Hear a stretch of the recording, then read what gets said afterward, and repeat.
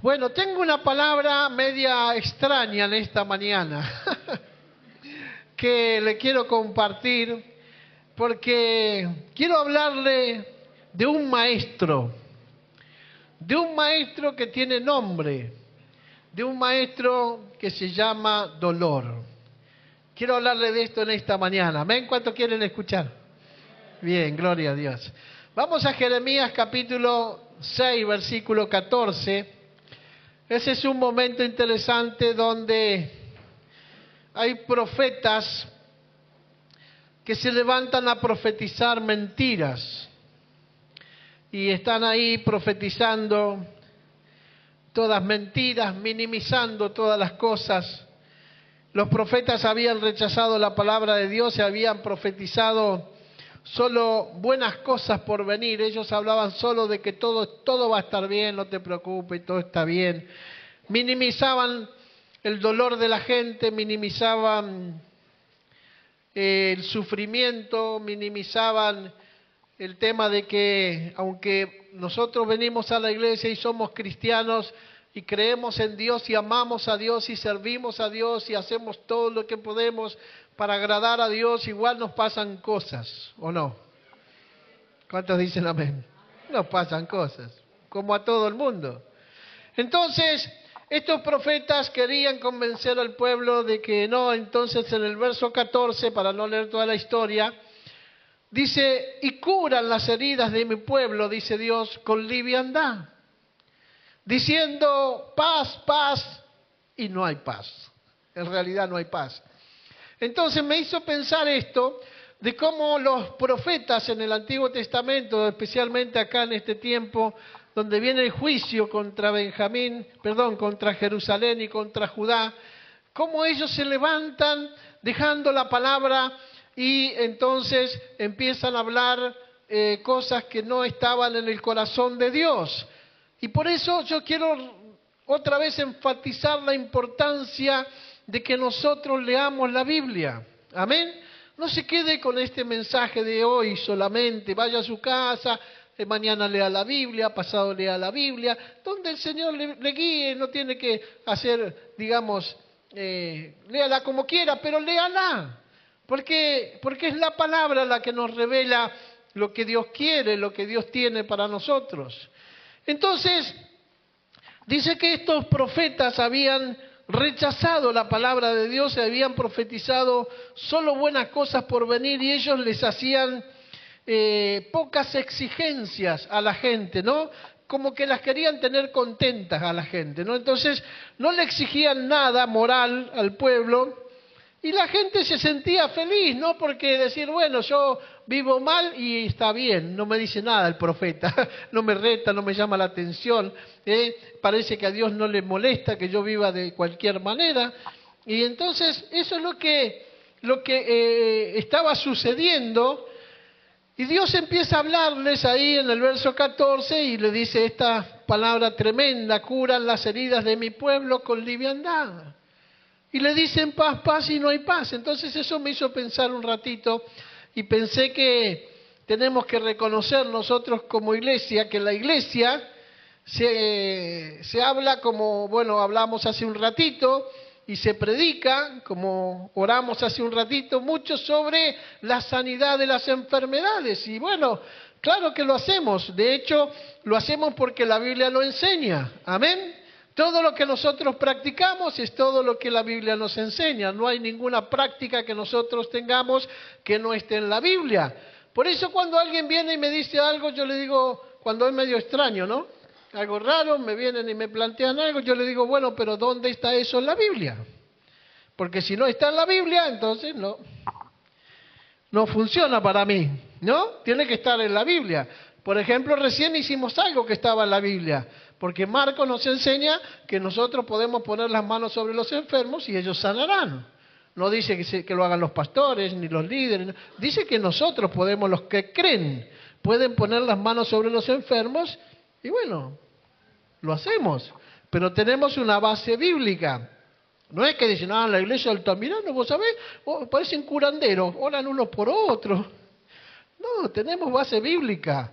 Si ungimos con aceite, tenemos base bíblica para hacerlo, porque la Biblia lo enseña. Entonces, todo lo que practicamos tiene que tener un fundamento bíblico, y es un peligro cuando nosotros dejamos la Biblia de lado y empezamos a practicar, a enseñar o predicar cosas que no están en la Escritura. Amén. Entonces, vamos de nuevo. Tenemos que reconocer que en la iglesia se predica mucho sobre la sanidad de las enfermedades que afectan la vida de las personas, lo hacemos siempre, y es por eso que siempre oramos, como recién, ¿no? Oramos por sanidad, reprendemos al cáncer, a la insuficiencia renal, a la diabetes y todo lo que el Señor ponga en nuestro corazón en ese momento, a los problemas cardíacos, problemas de la vista, oramos por sanidad. Y eso está muy bien, porque la Biblia nos muestra, Dios nos muestra, que es un Dios sanador en la palabra. Amén. Dios es un Dios sanador. Él dice, yo soy Jehová Dios, tu sanador. Así que podemos ir a nuestro sanador y pedirle que nos sane. Por eso la Biblia dice que tiene poder para sanar las enfermedades y las dolencias en la vida de sus hijos y de sus hijas. Por eso no nos cansamos de orar y orar y orar y orar, y vamos a pedirle todas las veces que sean necesarios mientras lo podamos hacer. Amén. Así que de hecho se dice que algunos dicen que la tarjeta de presentación de Dios son sus milagros. Los milagros, cuando Dios hace un milagro es impresionante, como una tarjeta de presentación. Aún los incrédulos, los que no quieren creer, creen, ¿no? Cuando vos quizás tenés una dolencia, una enfermedad, y Dios te sana, aún tus amigos, tu familia, tus vecinos te dicen, pero ¿cómo?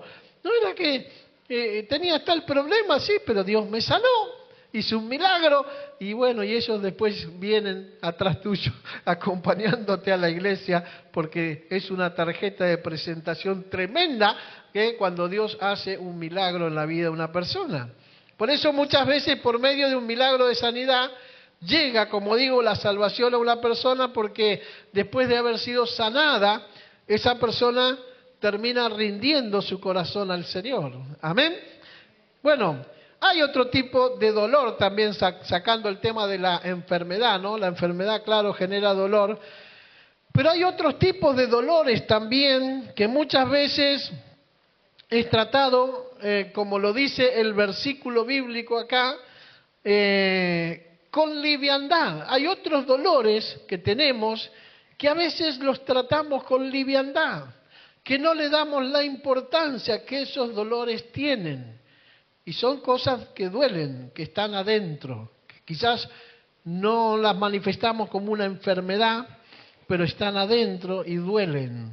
Cosas que nos han pasado y están adentro y duelen. Y nosotros a veces pedimos que nos ayuden y tratan esos dolores con mucha liviandad, como hacían estos, no pasa nada, no pasa nada, está todo bien, como decían estos, paz, paz. Y en realidad no había paz, el dolor estaba adentro, ¿no? O sea, la idea es que sin darle la importancia de vida al dolor lo tratan, ¿no? ¿Y de qué dolor estamos hablando en esta mañana? Bueno, del dolor emocional quiero hablar yo un poquito, ¿no?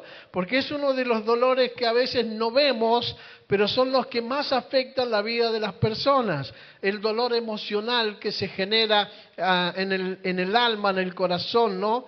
Es decir, podemos, como decimos nosotros, el dolor de un corazón herido o quebrantado por las circunstancias de la vida, ¿no? Todos hemos sufrido distintas circunstancias, todos hemos vivido distintas circunstancias, y muchos de los que estamos acá hemos tenido dolores profundos por años, y tenemos que entender que las causas por las cuales una persona siente dolor en su corazón pueden ser muchas cosas pueden haber pasado, y también son diferentes en cada persona. Cada persona ha vivido una historia diferente desde su infancia, desde su pequeñez, y hemos crecido con eso ahí adentro, y podemos mencionar algunas de esas en esta mañana. Yo le voy a mencionar algunas solamente, pero yo quiero que usted, mientras yo hablo, usted esté pensando, deje que el Espíritu Santo le ministre. Hay cosas que nosotros no podemos superar, hay cosas que nosotros no podemos arrancar de nuestra vida, hay cosas que todavía con el tiempo no han sido sanadas, hay cosas que todavía generan dolor y no podemos minimizar ese dolor. Necesitamos que el Señor nos ayude no solamente a mitigar el dolor, sino también a sanar el dolor. Ayer me encontré con un hermano, me dice, pastor, dice, sentí en estos días mientras venía viajando de orar por usted. Y oré por usted, me dice, y sentí que usted estaba muy triste, me dijo. Y me dijo el motivo por el que yo estaba triste. Y yo lo miré y yo dije, wow, cómo el Señor revela a sus hijos cuando oramos de verdad por otros, ¿no? Y me dijo, usted estaba triste por su hija Maribel. Y yo le dije, vos sabés que recién estaba en una mesa sentado y salió el tema, empezamos a hablar y ya a mí me surgió el dolor de adentro y casi me puse a lagrimear un poco. Y yo digo, hay cosas que están adentro nuestro, que nosotros las queremos minimizar, las queremos, digamos, dejar de lado como si no estuvieran, pero cada tanto esas cosas aparecen. Entonces, me dice, yo sentí que tenía que abrazarlo. Dice, así que me pegó un abrazo ahí, me dice, déjeme abrazarlo, me abrazó y me hizo tanto bien ese abrazo ayer. Pero bueno, ahí me di cuenta de que hay cosas que nosotros pensamos o a alguien nos ha hecho hacer como que las minimicemos, pero son cosas que nos están afectando y que nos están deteniendo en algunas cosas. Así que hay algunos motivos, por ejemplo, el rechazo, el hecho de que nos hayan ignorado, nos hayan abandonado, nos hayan reemplazado incluso, ¿no? Vieron que a veces te reemplazan. A mí me viven reemplazando, no siempre. Hay hermanos que me cambian de pastores, ¿no? Me reemplazan por otros, se van a otra iglesia. Bueno, gloria a Dios, que Dios los bendiga. Pero todas esas cosas pegan, golpean, aunque no parezca. Nosotros somos una hermosa familia y cuando un miembro de la familia se va, ¿no? Te ignora, te abandona, te reemplaza. Yo no sé cuántos saben quién escribió, por ejemplo, aunque tu padre y tu madre te dejaren, con todo Jehová te recogerá. ¿Quién sabe quién escribió ese texto? ¿Alguien sabe? David, correcto. David, exactamente. David escribió ese texto. ¿Y por qué él pudo escribir ese texto?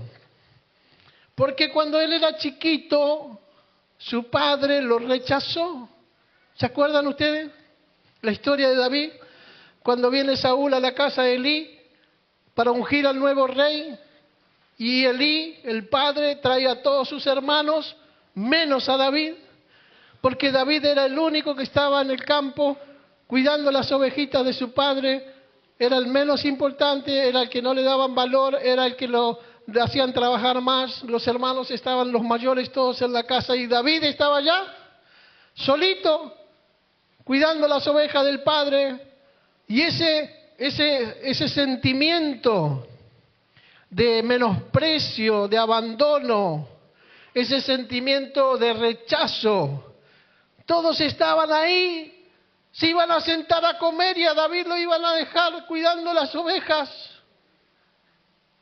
Pero Dios lo había visto a David. Y Saúl dijo, ninguno de estos es. Pero yo sé que esta es la casa, este es el lugar y acá está el nuevo rey. Y le dice a Elí, ¿dónde está? ¿No tenés ningún otro hijo más? Y él le dice, sí, ahora que decís, sí, tengo uno más. ¿Y dónde está? ¿Por qué no está acá? No, pero ese no sirve para nada, está allá cuidando las ovejas nomás. ¿Cómo que está cuidando las ovejas? Dice, anda y tráelo, o hacerlo traer, porque no nos vamos a sentar a la mesa hasta que David no esté acá. ¿Qué te parece? Y cuando David llegó, el hombre de Dios Samuel dijo, este es. Porque Dios no mira lo que mira el hombre. Dios mira el corazón. Amén. Den un aplauso al Señor por eso. Aunque todos te rechazan, te ignoran, te abandonan, te reemplazan, Dios no lo hace. Dios no. Amén. Entonces el rechazo. Por eso David pudo escribir en el Salmo y poner, aunque tu padre y tu madre te dejen, con todo Jehová te recogerá. Jehová no te va a abandonar nunca. Dios nunca te va a dejar. Amén. Así que el rechazo es una de las cosas que sufrimos. La traición. ¿Cuántos han sido traicionados acá? No levante la mano, a ver. Bueno, usted dice, yo confié, pastor, yo confié y me falló. Yo confié en esa persona, me fallaron, confié en esa familia, me falló. Bueno, eso es traición, cuando vos confías en alguien y te traicionan. Bueno, acá hay varios experimentados en eso, ¿no? Sentimientos de pérdida. Lo perdí, decimos, lo perdí, ya está, ya fue, nunca volverá. Qué terrible es eso, el sentimiento de pérdida, ¿no? Cuando alguien pierde algo y sabe que nunca más lo va a volver a tener. Es terrible. El sentimiento de pérdida, lo perdí, nunca volverá. Lamentablemente muchos cristianos a veces se sienten culpables por su dolor, ¿no es cierto? Y dicen, es culpa mía, por mi culpa lo perdí. Bueno, se sienten mal por eso. La desilusión es otro tema que genera dolor. Pensé que sería diferente, decimos, ¿no? Wow, mira, yo pensé que iba a ser distinto y resulta que es lo mismo de siempre. Es más de lo mismo, ¿no? Decimos, yo pensé que iba a ser... Entonces, ¿qué pasa? Nos desilusionamos. Nos prometen que van a cambiar, nos prometen que van a mejorar, nos prometen que van a hacer las cosas diferentes, nos prometen que vamos a tener un nuevo comienzo, nos prometen, y luego, ¿qué pasa? Es más de lo mismo. Y entonces nos desilusionamos. Y viene la flecha que te dice, pensé que sería diferente. Eso se produce cuando nuestras expectativas se rompen, ¿no? Nosotros creemos en la gente, confiamos, esperamos algo y resulta que después es todo diferente. Entonces se rompen las expectativas. También la injusticia es otro de los temas que genera dolor. Y esto no era justo, decimos nosotros, ¿no? Mirá lo que me hicieron. Esto no era justo. Esto es injusto. ¿No? La injusticia duele. Claro que sí. Cuando cometen injusticia con vos en el trabajo, en el ministerio, en la familia, en cualquier lado. Allí en el trabajo yo me acuerdo cuando llegaban los ascensos, ¿no? Yo estaba esperando que me asciendan y lo ascendían al otro, que no hacía nada, que era un vago, que no venía, pero que tenía amigos. Y yo decía, qué injusticia, me agarraba una bronca con eso, me ponía...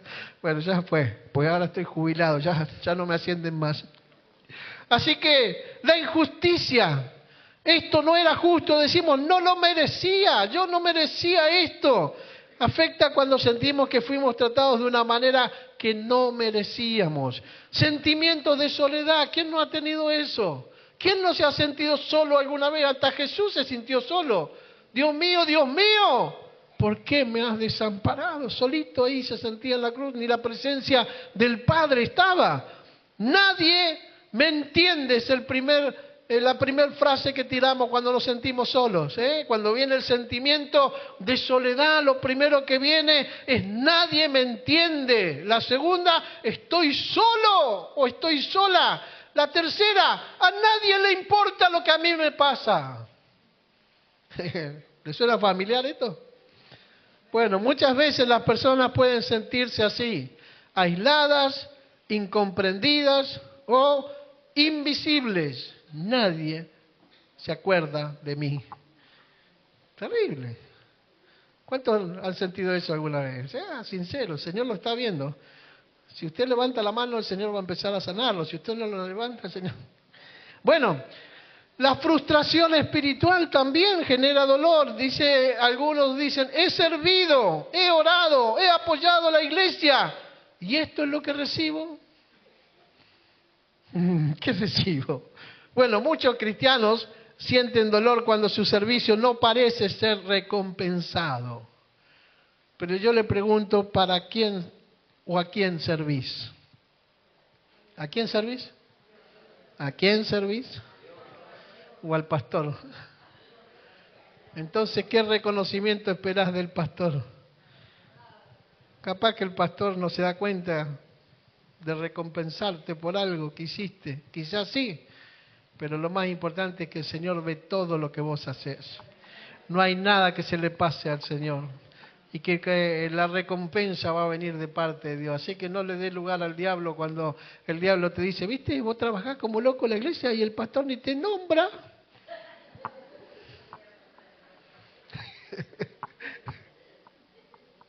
Diablo inmundo, en el nombre de Jesús, te va de mi mente. Amén. Bueno, estas son algunas cosas por las que el dolor viene al corazón del ser humano, ¿no? Todas estas cosas podríamos hablar muchas más. Pero ahora hablemos de la manera como el dolor emocional debe ser tratado. ¿Cómo debemos tratar ese dolor? Que venga por cualquier circunstancia, porque muchas personas cristianas tratan el dolor emocional como una molestia que hay que ignorar.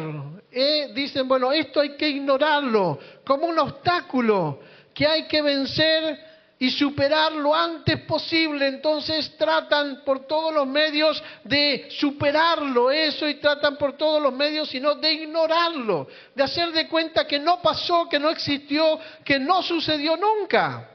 Pero la Biblia, la palabra de Dios nos muestra que podemos cambiar el enfoque, y esto me gusta, y comprender algo muy importante, que el dolor puede ser, escuche, un maestro que Dios usa para transformar nuestra vida. El dolor puede ser un maestro que nos va a enseñar y nos va a ayudar a transformar y a cambiar nuestra vida. Uno dice, después que pasé por esa situación, mi vida ya no fue más la misma. Después que me quedé sin trabajo, después que no pude tener plata para comer, después de que me enfermé, después de que pasé esa crisis, mi vida ya no fue más la misma. ¿Por qué? Porque el dolor que transité en ese proceso, el Señor lo usó como un maestro para enseñarme algo que Él quería enseñarme. Entonces yo dije, wow, qué lindo. Mire lo que dice Isaías capítulo 30, versículo 20. Dice, bien que os dará el Señor, ahí,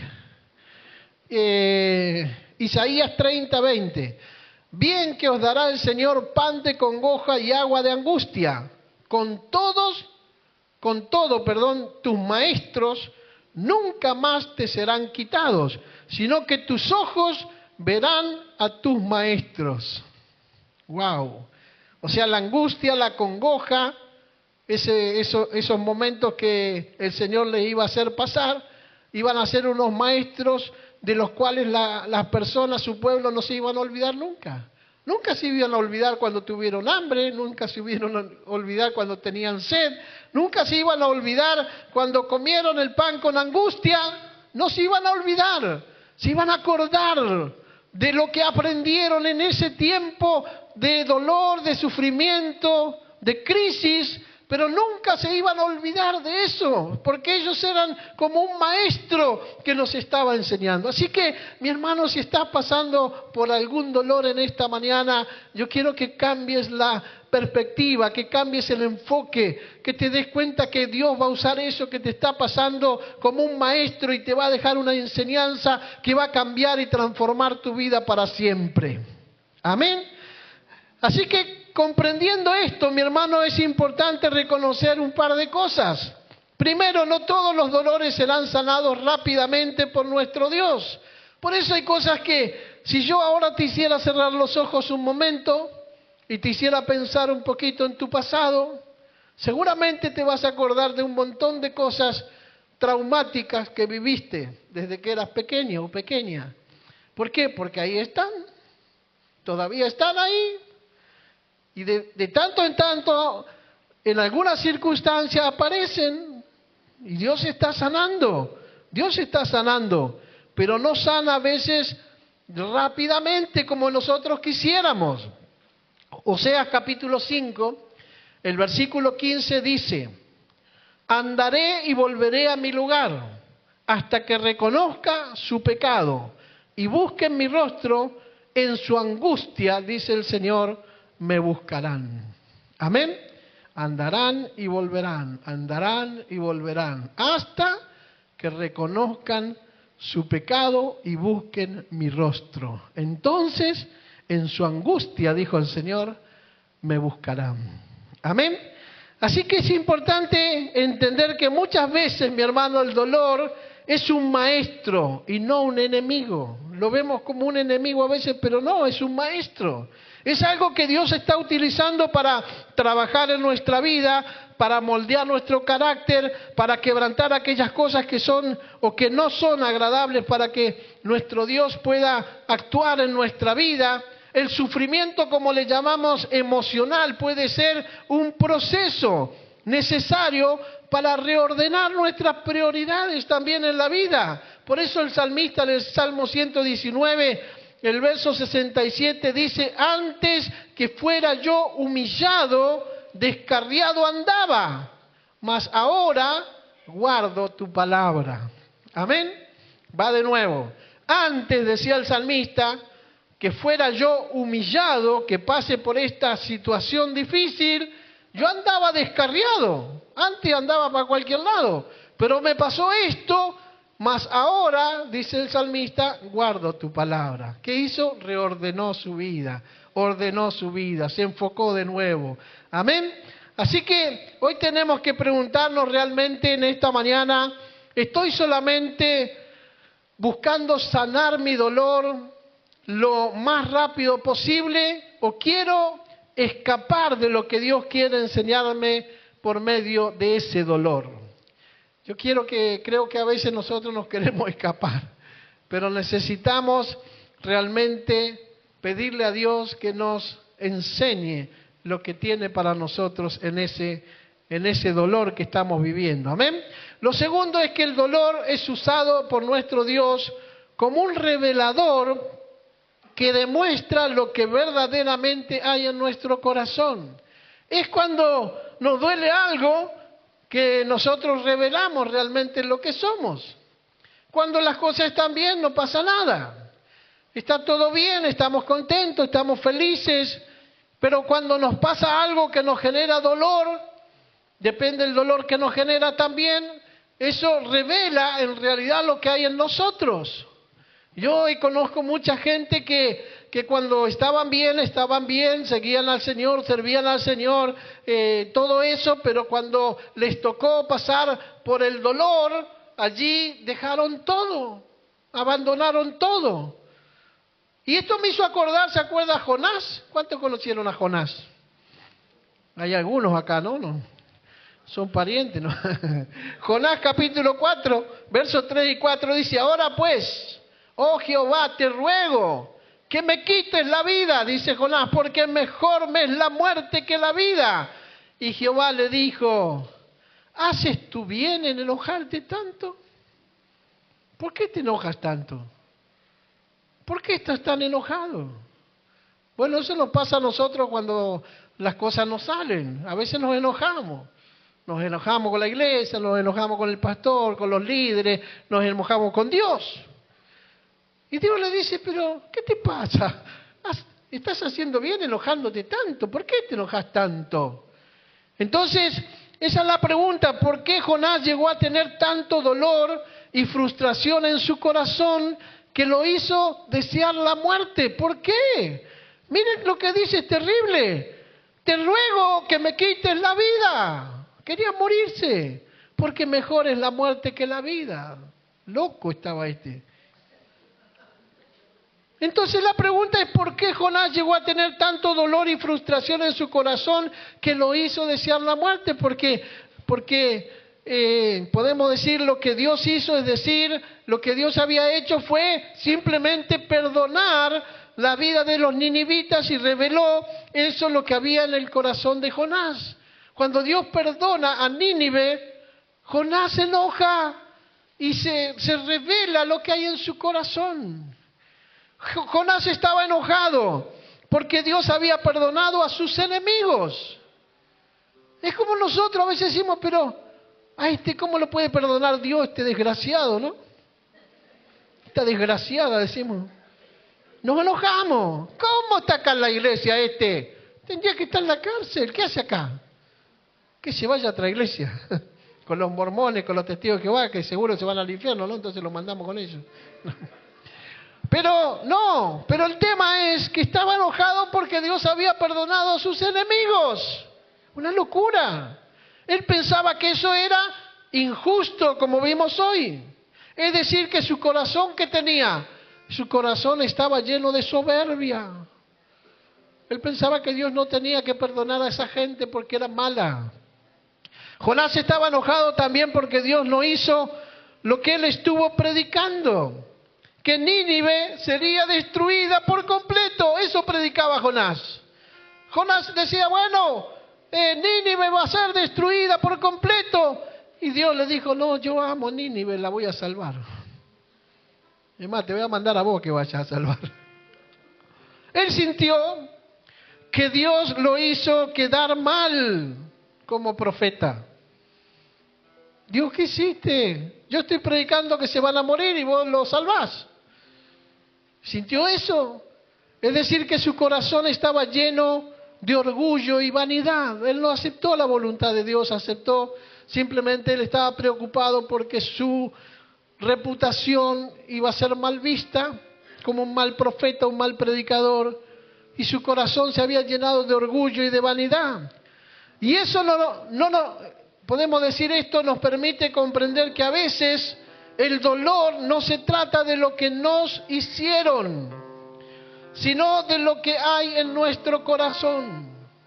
No se trata de lo que te hicieron a vos, sino de lo que hay en tu corazón, de la soberbia, de la vanidad y del orgullo lastimado. Te lastimaron el orgullo, te pegaron donde más te dolía. Y el problema no es lo que te hicieron, el problema es que eso está en tu corazón. Así que esa tristeza, ese dolor antes de buscar ser sanada, debe llevarnos primero al arrepentimiento delante de Dios por aquellas cosas que hay en nuestro corazón, aquellas cosas que no agradan a Dios. Por eso Dios a veces no puede obrar en nosotros. Por eso Dios no puede sanarnos completamente, porque todavía hay cosas en nuestro corazón que debemos reconocer, que debemos entregar, de las cuales tenemos que arrepentirnos y vencer el orgullo, la soberbia y la altivez, la vanidad, llámele como quiera. Segunda de Corintios capítulo 7, versículo 10, Pablo dice, porque la tristeza que es según Dios produce arrepentimiento para salvación, de que no hay que arrepentirse, pero la tristeza del mundo produce muerte. Tremendo. Habla de la tristeza según Dios. ¿Podemos estar tristes? Sí, según Dios. Porque la tristeza del mundo es la que no reconoce, es la que no pide perdón, es la que no se arrepiente, es la que no cambia, es la que no... Esa produce muerte. Pero la tristeza según Dios, que nos genera el dolor, esa no, esa produce arrepentimiento para salvación. Amén. Así que aquellos que reconocen, vieron que a veces uno está con esa herida abierta de la infancia, piensa en su pasado y no puede perdonar. Y no puede, como decimos, soltar a las personas aquellas, pero el problema ya no está, porque esa persona ya no está. Quizás no está en tu vida, quizás no está en la tierra porque ya se murió, pero vos seguís con eso en tu corazón, que se llama falta de perdón, orgullo, soberbia, altivez, vanidad, para no poder perdonar y liberarte y dejar que Dios te sane. Amén. Así que la sanidad, mi hermano, ya termino, del dolor emocional viene cuando aprendemos a ver nuestra historia a la luz del propósito del Señor. ¿Cuántos saben que no hay nada que nos pase que Dios no sepa? ¿Cuántos saben que no hay nada que Dios que te pase a vos que Dios no lo permita? Porque Dios tiene una voluntad que se llama la voluntad permisiva de Dios. Y vos decís, ¿cómo me pasa esto a mí? Bueno, Dios lo permitió por algo. Dios lo permitió por algo. Y pero me fallaron. Bueno, tenés que aprender algo. Bueno, pero me duele y tenés que aprender algo. Dios en su voluntad permisiva permite que nos pasen cosas que nos duelen. Porque el dolor es un maestro que nos va a enseñar algo que te va a durar para toda tu vida. Y que nunca te vas a olvidar de ese dolor que pasaste. Porque ese dolor, ese maestro siempre va a estar ahí para recordarte. Así que la sanidad del dolor emocional viene, mi hermano, cuando aprendemos a ver nuestra historia a la luz del propósito de Dios. Y el otro día prediqué sobre José, lo voy a mencionar rapidito. Génesis 50:20, dice José, ¿se acuerdan cuando se encuentra con los hermanos? Aquellos que lo quisieron matar, aquellos que lo quisieron, que lo vendieron, aquellos que todo lo que le hicieron, pobre José. Después que José fue levantado con poder y puesto como segundo del reino, se encuentra con sus hermanos porque llegó el tiempo de la hambruna, que él había profetizado 7 años de prosperidad, 7 años de hambre. Llega José allí, está en su habitación, llegan sus hermanos y entonces él frente a ellos les dice esto, escuchen. Le dice, vosotros, Génesis 50:20, vosotros, le dice a los hermanos, pensasteis mal contra mí, me quisieron matar, mas Dios lo encaminó a bien, para hacer lo que vemos hoy, para hacer lo que vemos hoy. José era el segundo en el reino, para mantener en vida a mucho pueblo. Yo tuve que pasar todos estos años de dolor,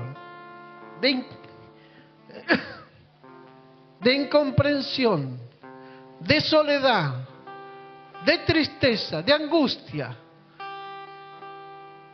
de no entender lo que me estaba pasando.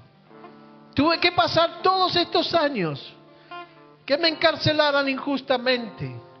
2 años tuve que estar preso, sin haber hecho nada malo. Y no sabía por qué. Pero hoy entiendo que todo eso malo, todo el dolor y el sufrimiento por el que pasé, Dios lo está usando para algo glorioso. Que todo eso estaba dentro de los planes de Dios. Que Dios me estaba preparando para que yo sea el segundo de Faraón.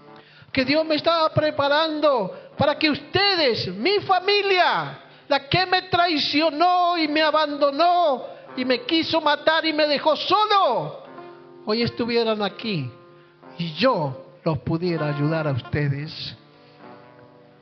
Para que mucha gente de nuestro pueblo no se muera de hambre y se salve. Yo tuve que pasar por todo ese dolor. Es tremenda la historia, pero en estos textos podemos ver que José no sanó porque olvidó lo que le pasó. Él nunca se olvidó de todo lo que le hicieron, de todo lo que vivió. Sino que, ¿qué pasó? ¿Cómo hizo? Él pudo sanar porque reinterpretó su historia. Reinterpretó su historia. Él podría haberse enojado con la familia, con los hermanos, con Dios, haber dejado de creer, abandonar su fe. Nunca lo hizo. Él reinterpretó su historia desde la perspectiva y desde el propósito de Dios. Él entendió que Dios tenía un plan, que Dios tenía un propósito y que el dolor incluso era parte del propósito de Dios. Así que lo que tenemos que entender en esta mañana es que todo lo que Dios ha permitido en nuestra vida tiene un propósito. Amén. Lo que Dios ha permitido en tu vida, en tu matrimonio, en tu familia, en tu economía, en tu salud, tiene un propósito. Aún el dolor que hoy estamos experimentando en nuestra vida tiene un propósito. Pablo lo dijo escribiéndole a los romanos en el capítulo 8, verso 28, cuando él dijo, y sabemos, hermanos, sabemos que a los que aman a Dios, todas las cosas le ayudan a bien. Esto es, a los que conforme a su propósito son llamados. Amén. ¿Cuántos llamados hay acá? Denle un aplauso al Señor. Aleluya. Aleluya, gloria a tu nombre, Jesús. Así que la palabra de Dios, mi hermano, mi hermana, nos invita a mirar nuestro dolor desde la cruz. Si hay alguien que sufrió injustamente, se llama Jesús. A mirar el dolor desde la cruz, el lugar donde el peor dolor produjo el mayor bien. El peor dolor produjo el mayor bien. Y eso mismo puede hacer Dios en nuestra vida, si podemos confiar en sus propósitos. Si tú puedes declarar en tu corazón: Señor, yo sé que este camino que estoy transitando tiene un propósito tuyo. Y acá estoy para que ese propósito se cumpla.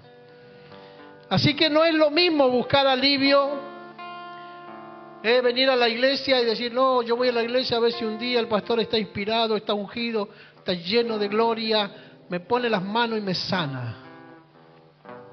No es lo mismo venir a la iglesia a buscar eso, alivio, que buscar propósito.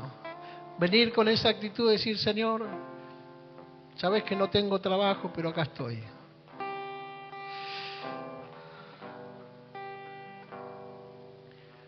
Saber que estoy enfermo o enferma, pero acá estoy. Saber que tuve una pérdida muy importante en mi vida, en mi familia, pero acá estoy. ¿Por qué? Porque yo no busco alivio, busco propósito. ¿Cuál es tu propósito para mí? A mí me impacta la historia de José, porque José nunca supo lo que Dios iba a hacer hasta que lo vivió. Y yo quiero decirte que tú lo sabes, y yo lo sé, lo que vamos a vivir en el futuro, si permanecemos firmes y fieles buscando el propósito de Dios. No te detengas por el dolor, porque el dolor es un maestro que te está enseñando y preparando para grandes cosas que Dios tiene preparadas para ti. Amén. Así que el propósito permite que el dolor cumpla el propósito eterno. O sea, muchas veces lo que más anhelamos es que el sufrimiento desaparezca, que la tristeza se acabe, que el vacío se llene rápido, pero Dios no siempre responde con soluciones instantáneas. Él responde formando, escuche, el carácter, sanando lo profundo de nuestro corazón y revelando lo oculto que está en nuestra alma. Así que la pregunta es: ¿estoy buscando que el dolor termine o que Dios me cambie, me transforme y cumpla su propósito en mi vida? Amén. Nos ponemos de pie en esta mañana y yo quiero que en esta mañana cierra tus ojos, no mires a nadie, por favor. Sé que el Espíritu Santo está aquí, sé que Él está tocando tu corazón. Y yo quiero hacer una oración general, pero quiero que formemos un altar acá adelante. Este es el altar de Dios.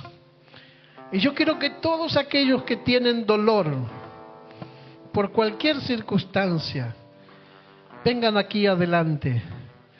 Y vamos a pedirle a Dios que nos cambie el enfoque. Vamos a pedirle a Dios que nos muestre su propósito.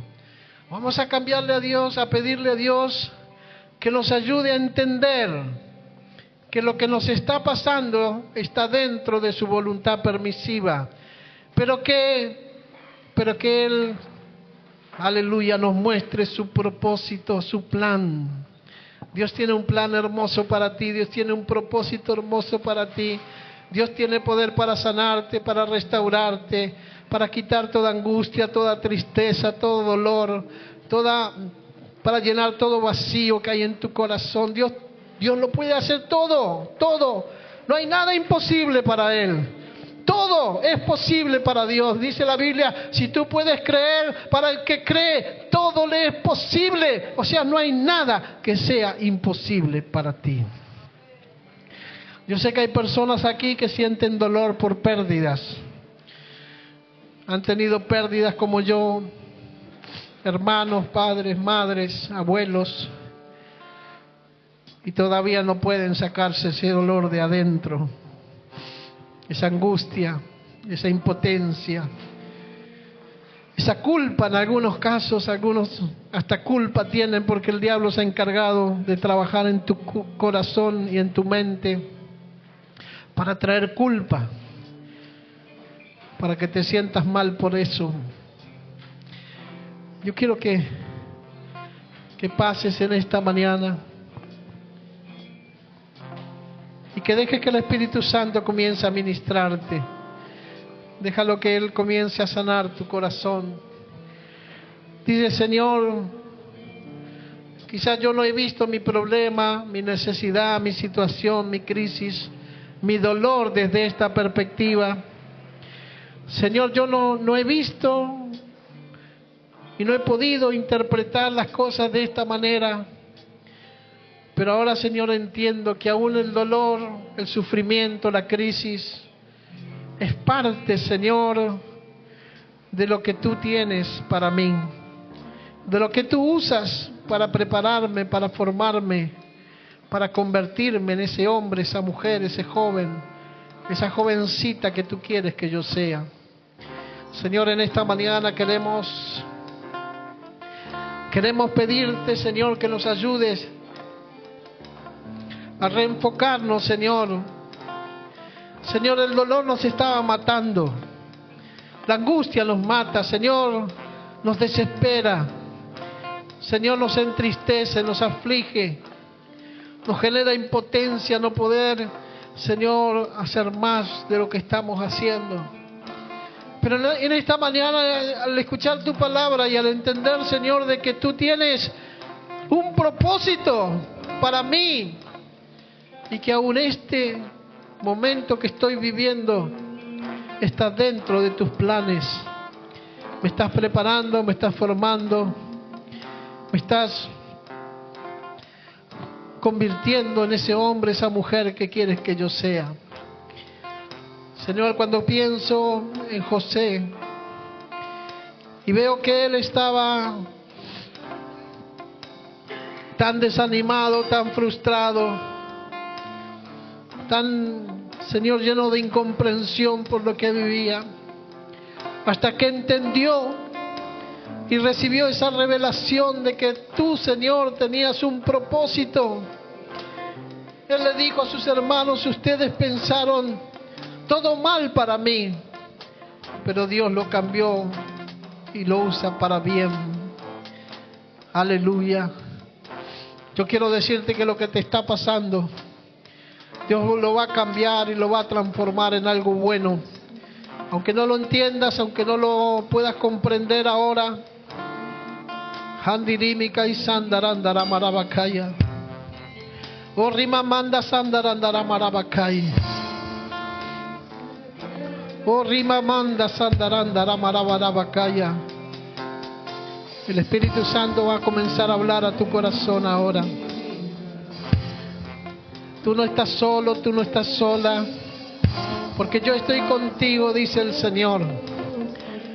Nunca he dejado a mis hijos y a mis hijas solas transitar el camino del dolor. Nunca los he dejado solos. Siempre he estado ahí, acompañándolos, ayudándolos, sosteniéndolos, fortaleciéndolos, hablándoles a su corazón. Así que ahora vamos a estar orando en esta mañana para que el Espíritu Santo te ministre. Y tú solamente dile: Señor, yo quiero entender tu propósito para mi vida. Yo quiero que me reveles tu propósito, tus planes, Señor. Quiero estar seguro, segura de que tú estás obrando en mí en este tiempo. En el nombre de Jesús. En el nombre de Jesús. Oramos.